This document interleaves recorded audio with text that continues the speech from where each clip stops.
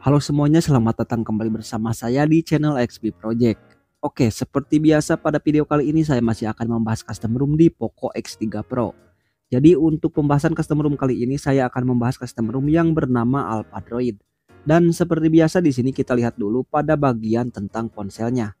Oke, jadi untuk Alpha Droid yang saya gunakan saat ini berada di versi 1.5.1 unofficial yang sudah menggunakan Android 13 dengan patch keamanan Android yang berada di tanggal 5 Mei 2023. Terus untuk kernel bawaan dari custom ROM ini menggunakan kernel dari Sigma Pi 1.0. Dan untuk Alpha Droid yang saya gunakan saat ini, saya menggunakan Alpha Droid yang dirilis pada tanggal 13 Juni 2023. Tapi setelah 1 hari kemudian untuk custom ROM ini ada update lagi yang terbaru yang dirilis pada tanggal 14 Juni 2023. Dan apabila kalian ingin menginstal custom ROM ini, saran saya sih pilih yang update di tanggal 14 Juni aja. Karena untuk yang update di tanggal 14 Juni ini sudah ada 3 pilihan. Di antaranya ada versi vanilla, versi core, dan versi full. Jadi berbeda dengan updatean yang pertama yang hanya tersedia versi full saja. Dan itu saja mungkin yang membedakan pada update terbaru di custom ROM ini. Nah, jadi untuk Alpha Droid ini adalah sebuah custom ROM yang menggunakan base dari si Android. Jadi untuk semua fitur yang ada di Alpha Droid ini sepertinya sama seperti fitur yang ada pada custom ROM si Android. Jadi untuk semua fiturnya bisa diatur pada bagian alfabet ini. Cuma di sini sudah ada tambahan fitur seperti pengaturan UI style dan setting style yang setahu saya pada custom ROM si Android gak ada kedua fitur itu. Jadi untuk semua fitur yang berada di bagian alfabet ini gak akan saya bahas atau saya sebutkan. Karena untuk semua fitur yang ada di bagian ini sama dengan fitur yang berada di custom ROM si Android. Kecuali kedua fitur yang saya sebutkan barusan.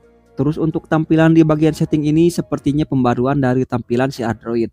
Soalnya untuk tampilan UI setting di Alpha Droid ini tampilannya lebih fresh dan lebih bagus jika dibandingkan dengan custom ROM si Android. Yang menurut saya untuk custom ROM si Android tampilan di bagian UI settingnya ini kurang menarik.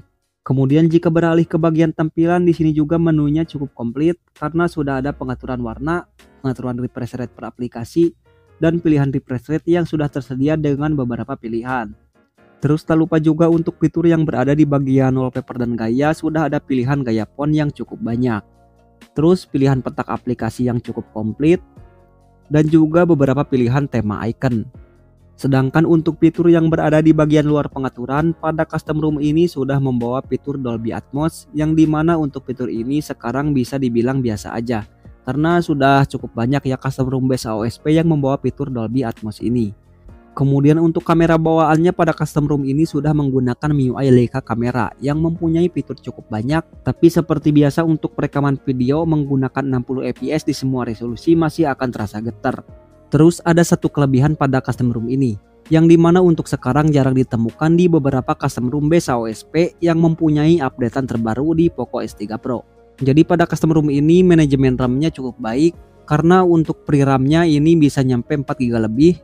Tapi untuk pre-RAM ini cuma bagus ketika menggunakan kernel bawaan saja. Soalnya di sini sudah saya tes dengan beberapa kernel diantaranya Neon versi 6, Kangrook R28ST, dan NGK versi 3.3.0. Jadi ketika saya mengganti kernel untuk pre-RAM-nya ini cuma berada di 3,5 GB saja. Jadi berbeda ketika sedang menggunakan kernel bawaan yang bisa menyisakan pre-RAM di 4 GB-an. Terus saat saya coba mengganti kernel pada custom ROM ini bukannya ngaruh ke manajemen RAM aja. Jadi ke performa juga sangat berpengaruh. Dan di sini juga sudah saya tes hasil benchmarknya. Tapi di sini saya tes benchmark ketika saya tes saat menggunakan kernel dari NGK versi 3.3.0 dengan kernel bawaan saja. Karena untuk yang lainnya saya gak melakukan tes. Jadi di saat saya tes Antutu dengan Antutu versi 9.5.3 skornya sangat berbeda jauh. Jadi untuk kernel bawaan skornya bisa berada di angka 555 ribuan. Sedangkan saat saya tes dengan NGK angkanya cuma berada di 481 ribuan saja dengan skor GPU atau CPU yang sangat berbeda jauh. Terus untuk hasil dari CPU throttling malah kebalikannya. Soalnya saat saya tes dengan kernel NGK bisa memberikan hasil yang bagus bahkan tanpa kena throttling. Sedangkan untuk kernel bawaan hasilnya sudah kayak lagi trading, bahkan di sini sering kena throttling. Terus untuk wildlife juga hasilnya berbeda jauh. Di sini untuk skor dari kernel bawaan berada di angka 3515, sedangkan saat menggunakan kernel dari NGK hasil dari skornya cuma berada di angka 2990 saja.